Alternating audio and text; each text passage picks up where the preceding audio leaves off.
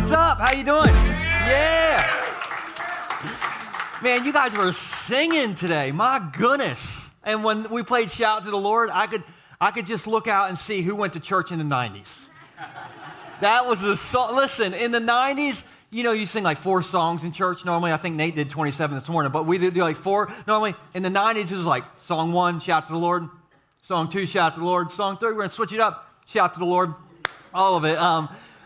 But I'm so glad to be with you, and I'm thankful for air conditioning. Come on, somebody.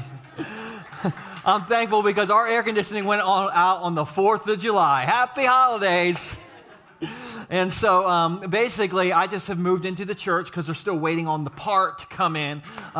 So this is my living room. Welcome to my living room right here. No, but I'm really glad you're here, and maybe this is your first time hanging out with us at the church, and if that's you, I'm really glad that you're here. My name is Joel. I'm the campus pastor here. I hope I get to chat with you after the service. If you're new, I'll be out in the lobby. I have a gift for you, and it's free, so even if you don't like the church, come get a free gift. It's worth it. So thanks for being here if it's your first time. And if you're not here, you're joining us online. So what's up, Spotify, YouTube, Facebook, all the places. Can we make some noise for our online family? Thank you guys for tuning in. And we're wrapping up today this series that we've been in called Summer Vibes. And if you've not been here, you're like, oh no, I'm like late to the party or whatever. Okay, no worries. We have just been talking about one word in this series. We've been talking about happy. Everybody say happy. Happy. All right. Now, here's how I want us to start out. I know we just said happy, but can you all do me a favor and just say bougie? Bougie. Oh, you said it good. Okay. Now, some of you are a little confused. Maybe you're a little older and you're like, what is bougie? So I want you to say it again and just pretend like you know what it means. Say it with confidence. Okay. Bougie on 3. 1, 2, 3. Bougie. Bougie. Okay. Does anybody need a definition? Anybody? No judgment. If you're like, yeah, okay. I didn't know either. I'm the oldest person on our staff at this point. And so Kristen, about a couple years ago, she was like using the word bougie. I just stopped the meeting. I'm like, what does it mean? Okay, so bougie means fancy. Bougie is 1776 steakhouse. Bougie, if you're from New Jersey, is like a play on the word nice. It means noise. Everybody say noise. Noise, okay. Bougie is not the Aldi. By the way, after church, I don't know if you know, every Sunday we have a church split right after church. Half of us go to Aldi, and half of us go to Giant. How many go to Aldi? Who goes to Aldi? The bougie go to Acme. Yeah. Who goes to Giant or Acme? Bougie, okay, fancy pants. So that's how the bougie whole idea works.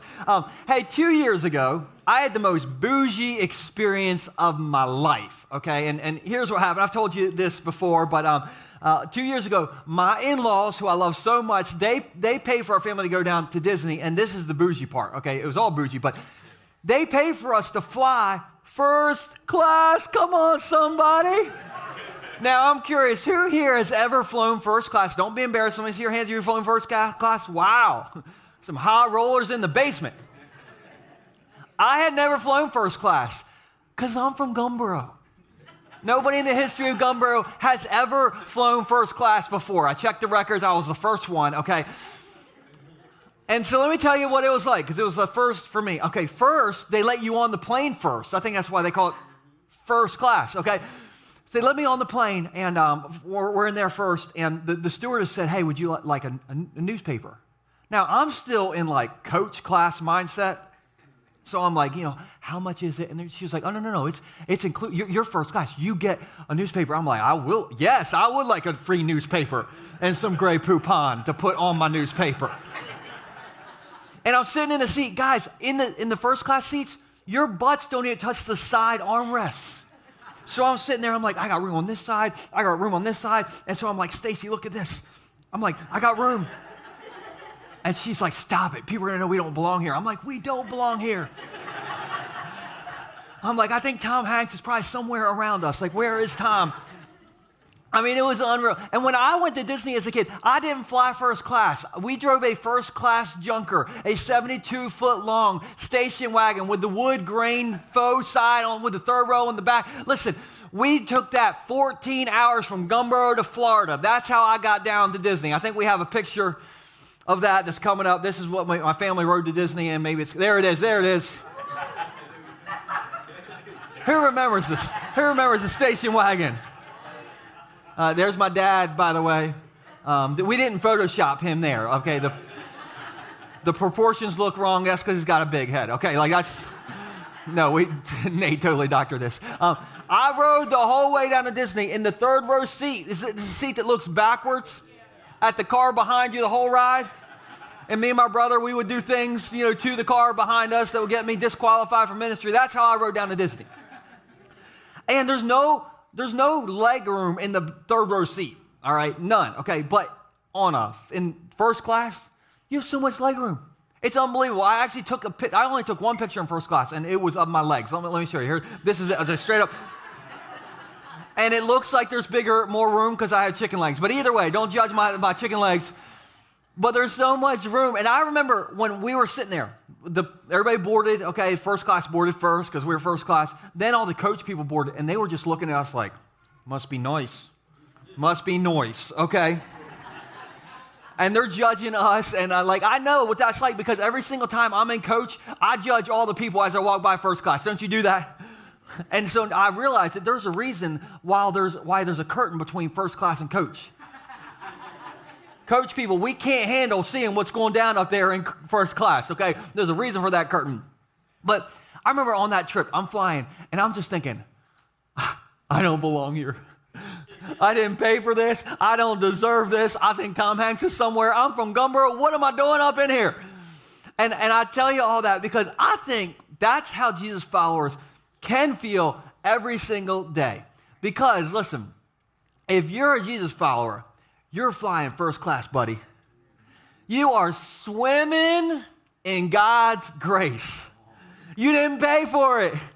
You don't deserve it. You don't belong to be up there. But you, my friend, are in God's amazing, extravagant, bougie grace. So welcome to first class, everybody. You're in it. So that's what I'm calling this message, welcome to first class. And so if you're sitting next to somebody, say, welcome to first class. You don't deserve to be here. I know, some of you are like, is this first class? It looks like a basement. Hey, I want to talk about grace today. And so for some of you, you're already a Jesus follower, and you're like, okay, but I know about grace. Listen, you just need to sit in this and have fun with it. And if you are not a Jesus follower and you're trying to figure things out, I got some good news for you because I want to talk about grace. And grace is a big deal. It is a bigger deal than my air conditioning going out on the 4th of July. Because you know that the New Testament alone uses the word grace over 170 times. That's a lot of times. I know that because that's about the amount of times my son Nixon asks for the M&M ice cream sandwiches over in the Aldi after church. Okay, so many times every week, okay? And I don't know what happens at Giant. They might not have the M&M, Aldi, whatever. But 170 times the Bible mentions grace. And this is important. The word grace is connected to your happiness. It is. And we'll put this on the screen. All right. The word grace means the undeserved favor of God. And we've been talking about the word blessed in this series, okay, which is the Greek word makarios, which means happy, which means realizing you are favored by God. And this is a big deal because this means, okay, just connected grace and happy. This means you can be happy right now, people. You can be happy right now.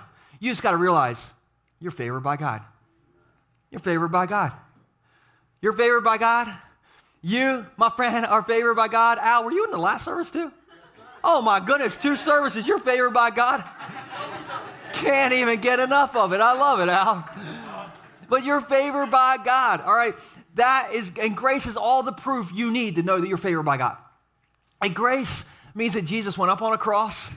Okay, he had nails piercing his hands and his feet. And up on that cross, God Jesus took your sin up there with him. Your past, present, and future sin. That's important because some of you get re-saved every single Sunday. Okay, no. I'm talking about your past, present, and future sin. God took that for you up on the cross. He paid for that. He hung there for hours suffocating to pay for your sin. And I know that's kind of feels downer, but that is a reason you should be happy right there. Grace means you should be free. You're forgiven. Grace is based on what he's done, not on what you do. Grace means no more guilt, no more shame. Grace means, hey, you should wake up every day and say, hey, I don't deserve this, but welcome to first class. You're in, people. That's grace. And in this series, we've been looking at the Sermon on the Mount every single week. It's the most famous message that Jesus ever taught. And it's really a message about grace. And so let's fast forward. We've been talking about the Sermon on the Mount. We're gonna go to the end of the Sermon on the Mount. So we're at the end. It's over. Now, it was a long sermon. It was 3 chapters. Jesus preached for 3 chapters. So prepare yourselves today, people. No, just kidding. But I think Jesus drank Red Bull, okay? Because 3 chapters, he went 3 chapters long. He finally lands the plane of his most famous message ever. Now, in my mind, the way it works is I think okay, Jesus just gave his best message ever. The first person who's going to come up to him right after his best message ever, it's got to be some Jesus groupie. It's got to be somebody who's like, oh, Jesus, that's your greatest hit. It's going viral on the YouTubes right now. The kids are all talking about it on the Snapchats. Red Bull is going to be calling anytime for your world speaking tour. It's got to be a Jesus groupie, right? Wrong. The first person who comes to Jesus is a sick dude. And we don't know his name. We'll call him Larry the leper. Everybody say Larry the leper. And so Larry had a skin disease. Anybody want to guess what kind of skin disease he had? Well, there you go. Okay, I'm just trying to set you up, okay? So you got it, okay? He had leprosy, and if you're unfamiliar, in the Bible, leprosy there was no cure for it. And so whenever anybody saw somebody with leprosy, everybody was like, hey, run, it's Larry.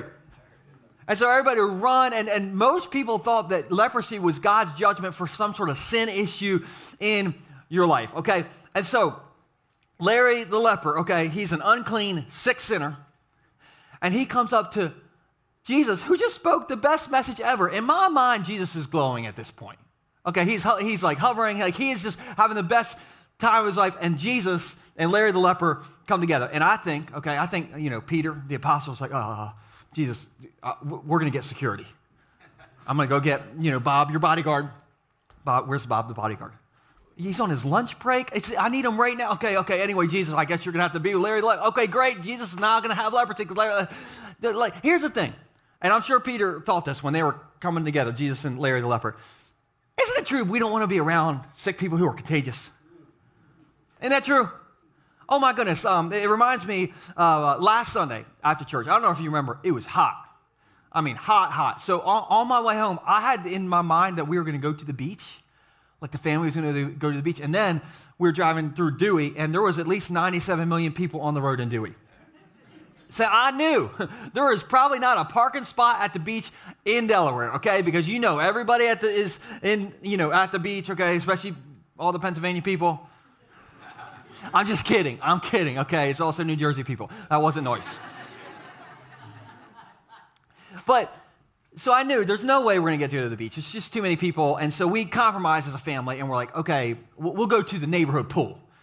And so after church, we got all, ready for the pool. Got the kids. I got kids. Okay, so we made them shinier than a fish with the suntan lotion. We got them all suntan lotion up. We start riding our bikes to the pool, and again, it is hot. It's so hot that I have my own personal pool in my armpits on the way to the pool.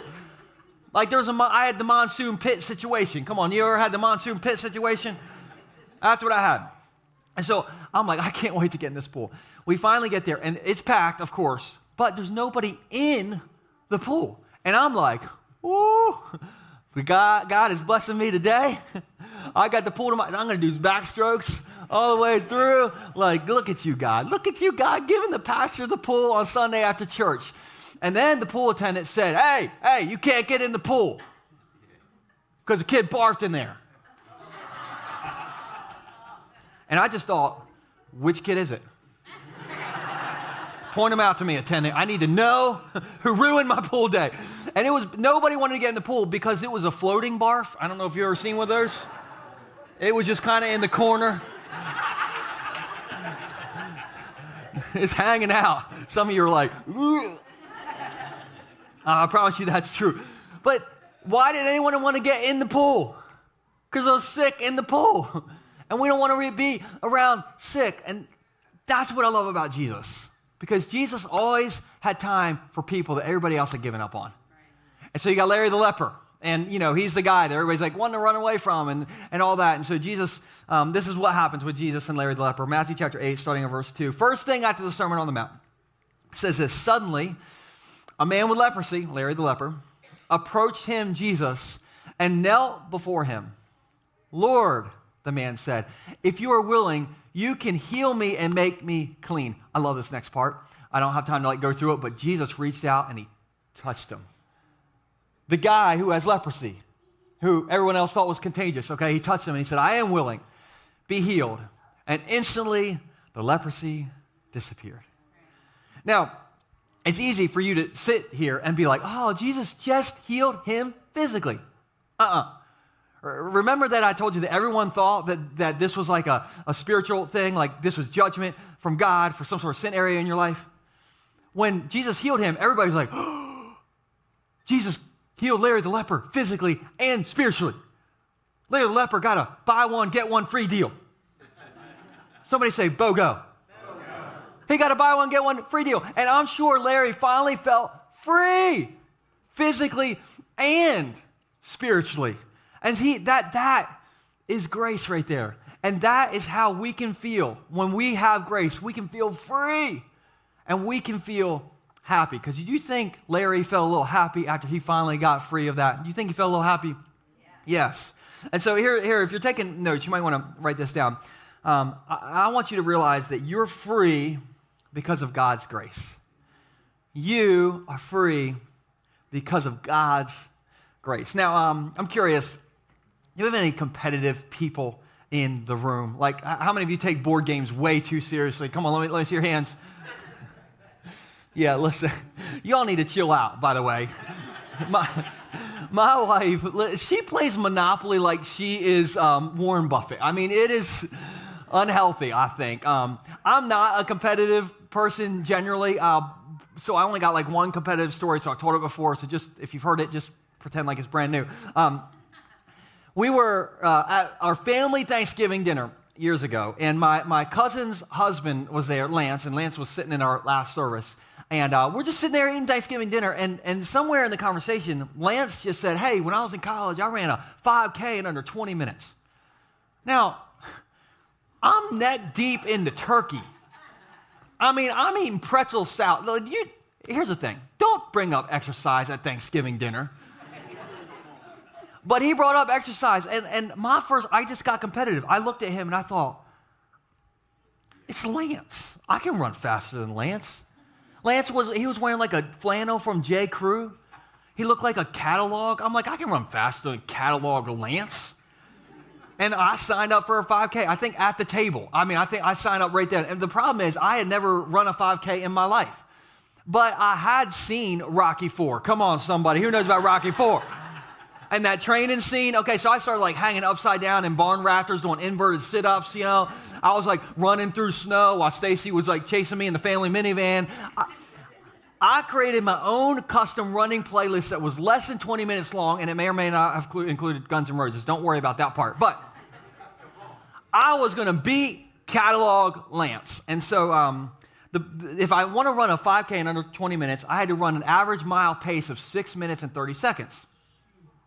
I thought, I can do that. And then I showed up to the race, which was right here in Rehoboth. And there were at least 97 million people there. And every single person had a spandex onesie on. It was a sea of spandex onesies. I didn't know that you were supposed to wear a spandex onesie. And if I did know, I still probably wouldn't have worn a spandex onesie. And so I'm the only guy with like a cotton t-shirt on, and everybody else is very aerodynamic. And so I put on my little number thing on my cotton t-shirt, And I line up, and I'm trying to run this thing under 20 minutes, and I take off, and I'm in it.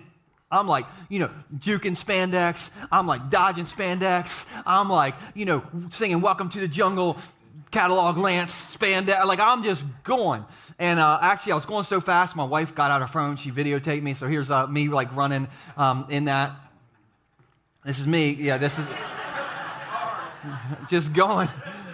Nobody's around. I'd left them all in the dust. That's actual footage.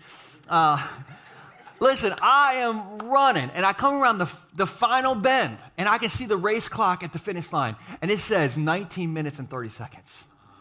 The problem is, I was still a minute away from the finish line, and so I took off even faster, okay? And I think we have video of me running even faster, so I was running even faster. Okay, I was just going a little faster. I'm getting it, and I'm like feeling like it's the best run I've ever had in my life, and that's when a 12-year-old kid passed me wearing a spandex onesie, and I was like, you little punk, and I like took off even faster, and I crossed the finish line in 19 minutes and 56 seconds. Come on, somebody. I was like, take that catalog, Lance. We got something new to talk about at Thanksgiving. Listen, that was the best run I will ever do in my life. That's my personal best. It's never getting any better because I ran it when I was like 30 years old, okay? So it ain't happening again. But 19 minutes and 56 seconds. And we have a picture of somebody else we'll throw on the screen. All right, this guy, his name's Joshua, and then this is his last name. I'm not even going to try. Joshua has the world record fastest 5K time. And he ran it in 12 minutes and 51 seconds. The average per mile pace was 4 minutes and 8 seconds. And no spandex. Look.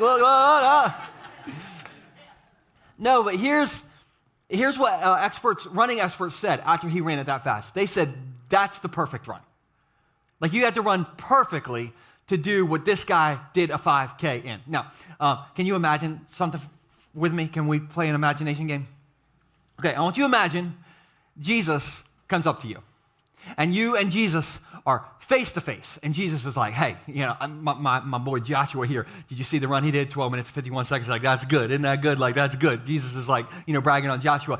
And then Jesus says, hey, by the way, if you would like to get into heaven, I need you to run a 5K in 10 minutes flat. Okay, that's like my heaven bar for you to get in is like, all you got to do is run it 10 minutes flat. So you might want to head over to the Rehoboth Beach running store after church and get yourself some new shoes because those Crocs aren't going to cut it. Listen, everybody say this with me. Say, I can do anything I put my mind to. Now, here's the second part. Say this, I can't do that.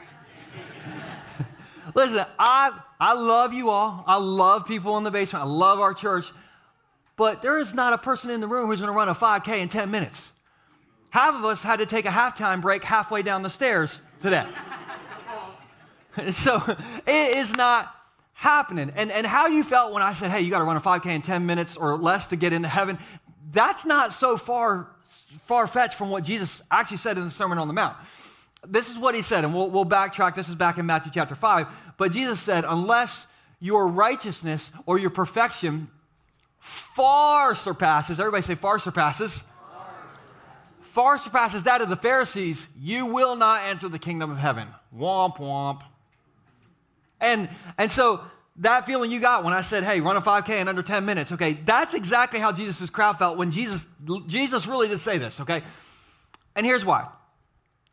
Because the Pharisees were like the world record holders of being a goody two-shoe. Come on. These guys had all memorized, by the time they were 12 years old, they had memorized the first 5 books of the Bible. Hello. I can't even get my kids to flush the toilet. They had memorized and followed all 613 Old Testament laws. They knew them all. I think I forgot my phone number last week. These guys knew 613 Old Testament laws. And so Jesus is like, hey, everybody, hi. Hey, basement church. Unless you can like way beat these guys, you're not going to get in heaven. Aren't you glad you came to church today? Aren't you glad? Aren't you glad you woke up for this? And we'll put this on the screen, all right? This is really important. Here's the takeaway. Jesus' point isn't you aren't getting into heaven. Jesus' point is you aren't getting into heaven on your own. You're not getting into heaven on your own. You need a wingman. Everybody say, I need a wingman. And that's why grace is such a big deal. You can't be goody two-shoes enough to reach the heaven bar. Even Miss Patsy, even Al, who came to 2 services. Listen, that's why grace is so good. Romans 6:23 says this. It says, for the wages of sin is death, but the free gift. Everybody say free gift. Free gift. The free gift of God is eternal life. Okay, not through how good you are, but through Christ Jesus our Lord. Now, anybody here like free stuff? Come on, who likes free stuff? Oh, come on. Yes, glory. Free stuff. So if you've been around here a while, you know that I am addicted to a certain drink. Anybody want to guess? Okay, that's step 1. Step 2, let's see. Where do I go to get this Mountain Dew? Who's my Dew dealer? Royal Farms. This is a church who knows your pastor. Okay, but I use a Wawa cup for my Royal Farms. Okay, yeah. Refills. Anyway, this is true. A couple weeks ago, I was in the Royal Farms, and I'm standing in line. There's people everywhere, but I got my Dew, so I'm like, I'm ready for my fix. Okay, ready. Stand there, and I promise you, this happened. I look down, and in between me and the guy in line in front of me, on the ground, was a $20 bill. Somebody said, oh my gosh. So who said that over here? Yeah, oh my goodness. That's what I thought, okay? Now, Andrew Jackson, he was locking eyes with me. I'm looking down, I'm like, oh my gosh, there he is. And so, pastor confession, my first thought wasn't, oh, let me pick that up and make sure it goes back to the guy in front of me. Okay, no. My first thought was, the Lord is trying to bless the pastor today. Come on. He works in mysterious ways, apparently, but I'm not against it. And then I looked down, I was wearing my Bay Shore shirt. I'm like, oh, great. The day to represent the church, okay? No, I'm just kidding. I wasn't wearing my Bay Shore shirt. I did the right thing, right there. I picked it up, and I said, hey, did you drop your $20? And he's like, no, it's not mine. And so I looked at the guy behind me. I'm like, did you drop $20? I don't know how we'll get up here, but did you drop $20? I asked every single person in line. Everybody said no. I got to the cashier. I said, I found this $20. Like, do you take it back there? And he's like, no, since you didn't, it's not for anything. Like, our policy is we can't take that from you. I'm like, well, I don't disagree with that policy. I mean, that feels like a wise choice right there. And the guy who I asked first, he said, looks like it's your lucky day. You got a free $20. I was like, woo, I believe in miracles. Since you came along, you Mountain Dew. Anyway, I went into Royal Farms and I got a free $20. Do you know how many free Mountain Dews that is for me? 14.8. I did the calculation, okay? 14.8. We love free stuff. All right, I'm all about it. You love take your kids out on Tuesday. Kids eat free on Tuesday, whatever. We love buy one, get one, free. You all loved our free church pens. Do you notice they're not in the seats anymore? Yeah, we took them away. Because we would be above ground right now if you all hadn't stolen so many church pens. It's unreal. Anyway, we love free stuff. The greatest thing you'll ever get in your life is completely free. Grace is 100%, no strings attached, free. It is free. All right, you can't buy it. You can't earn it. All you can do is accept it. And it's the greatest thing you'll ever get because, and I wrote this down this week, because grace is bigger than your failures. It's deeper than your doubts.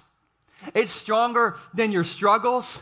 Grace isn't about your performance. It's about His performance. Grace means you're not done even when you think you are. Grace means He's called you, He's adopted you, and He's paid the price for you. Grace means you are freer than a $20 bill in the Royal Farms, and so you got something to be happy about because we may not be able to run a 5K in under 10 minutes any more than we can live a perfect life, but we have the freedom that comes with grace. Aren't you thankful for that?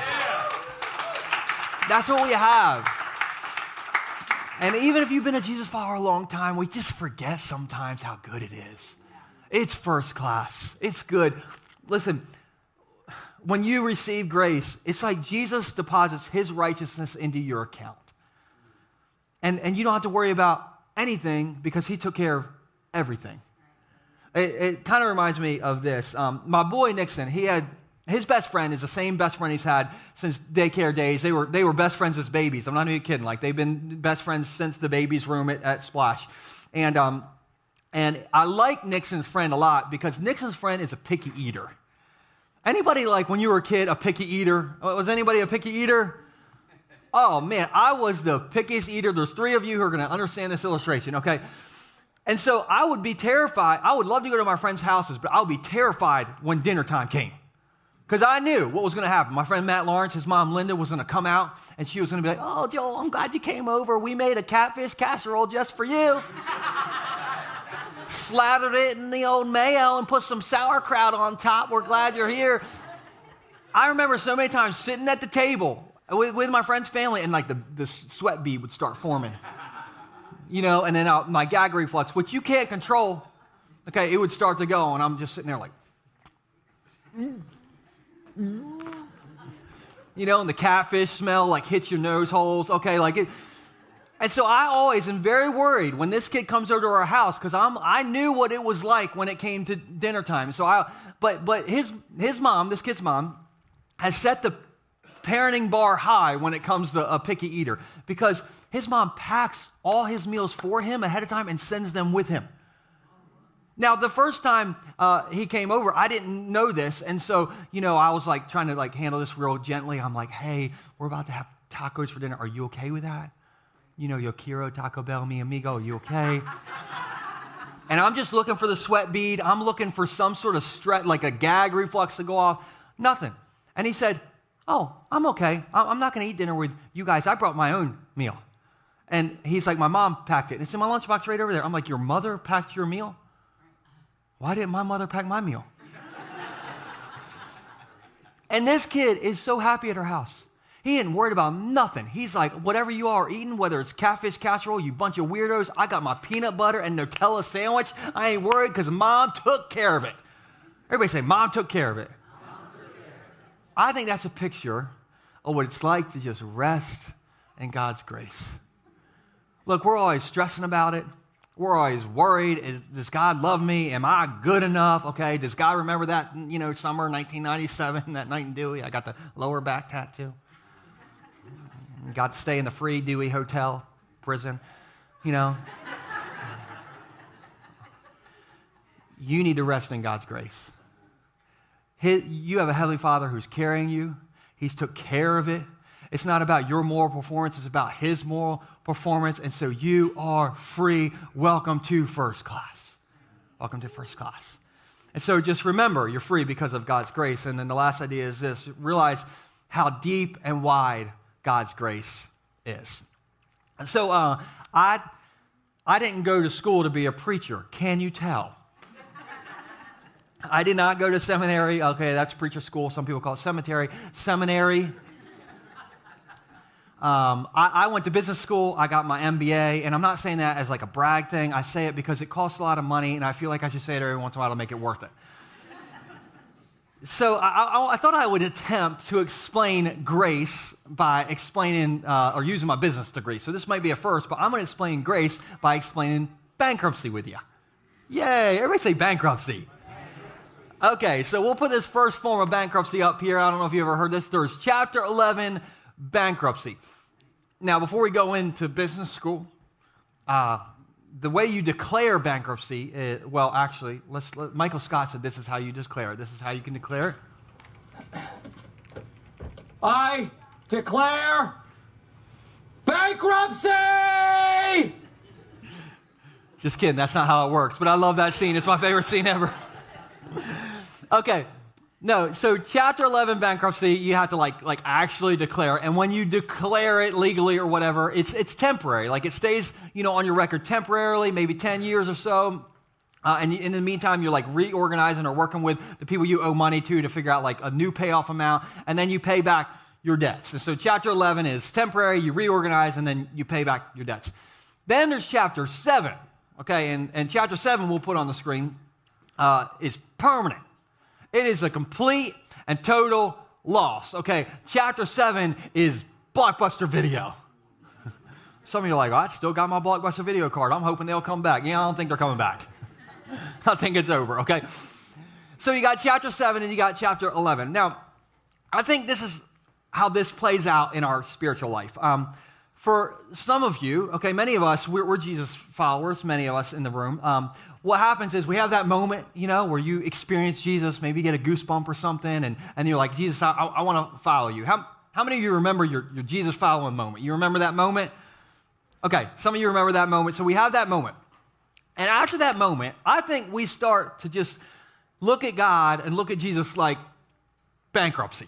Okay, what happens is for us, we have a moment where we mess up, we sin again. Everybody say, again. And we're like, God, no, okay, it's temporary.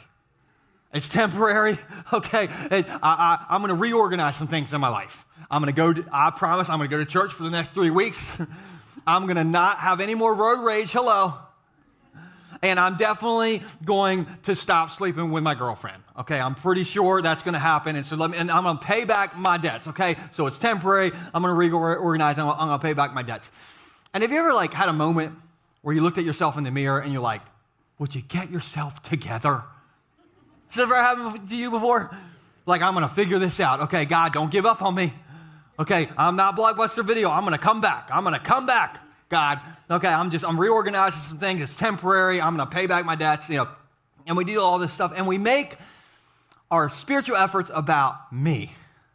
What can I do to pay back my debts? Now, I got bad news for you. Are you ready for the bad news? Are you? Okay, here's the bad news. You said you were ready. Okay. You're not chapter 11 bankrupt. You are chapter 7 bankrupt. You are a permanent and complete and total loss. You're Blockbuster Video. Yay! Listen, some of you are like, did he just call me a permanent and complete and total loss? Yeah.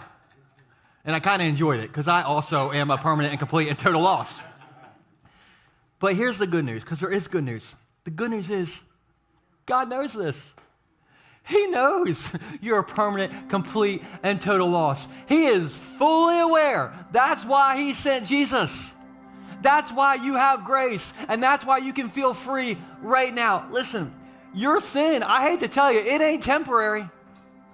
You can't reorganize yourself enough to get yourself to heaven. You can't pay back your debts enough to make it right. Listen, all you can do is full on Michael Scott go, I declare bankruptcy.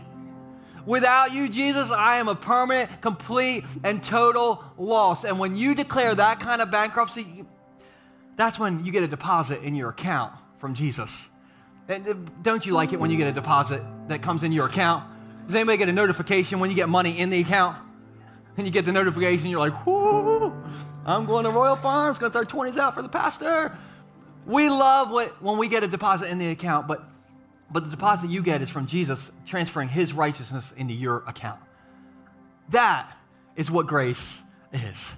That is what we have to be thankful for. That is the goodness of God. That's how deep and wide he is. That's grace. That's joy. That is the source of your happiness. That's it. That's it. Now, maybe, I use the word happy a lot today and throughout the series, and you might be like, well, I just don't like that word in church. I need a pastor who beats me up, makes me feel sin and shame and guilt, and all. That's how I change my behavior. And let me just tell you, that's not this church. That's not who we are. I believe that if grace is the gospel, and I think we can agree that grace is the gospel means good news. So I shouldn't have to scare the you-know-what out of you every single week for us to want to follow Jesus. I have this weird idea that if Jesus gave me a first-class ticket to heaven and I don't deserve it and I didn't pay for it, that when I realize that, that's enough motivation for me. That's the best source of motivation for me to want to live for Jesus. And so we celebrate grace around here. We are happy about grace around here. And if you're happy about grace around here, just say, I serve a first-class God. That's who he is. And maybe you've never tasted grace before. I think today is the best day in the world. The best day in the world for you to declare bankruptcy and say, hey, I want to follow you, Jesus. And if you do it, I promise you, you'll be happy because you get one ticket to paradise. And you didn't deserve it, but you get it. And it's 100% no strings attached, free. And so if you could just bow your heads with me. Maybe you're here and you've never accepted that free gift.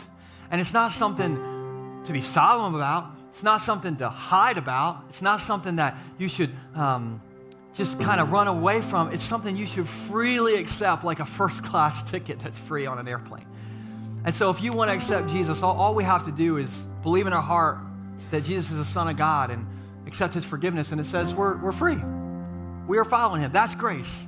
And so if that's you, if you would just raise your hand and say, I want that first-class ticket. I want to go to heaven. I want that. I believe Jesus is the Son of God. I need his forgiveness. There's hands all over this place. And I want everybody who just raised their hand and everybody who is a Jesus follower already, let's say this out loud together. Jesus, today, I'm declaring spiritual bankruptcy. I am a complete and total loss without you. But today, I'm receiving you. And I'm receiving your grace and your forgiveness for the sin of my life. Jesus, thank you for giving me a first-class ticket to spend forever with you. We love you. In Jesus' name, everybody said amen. Amen.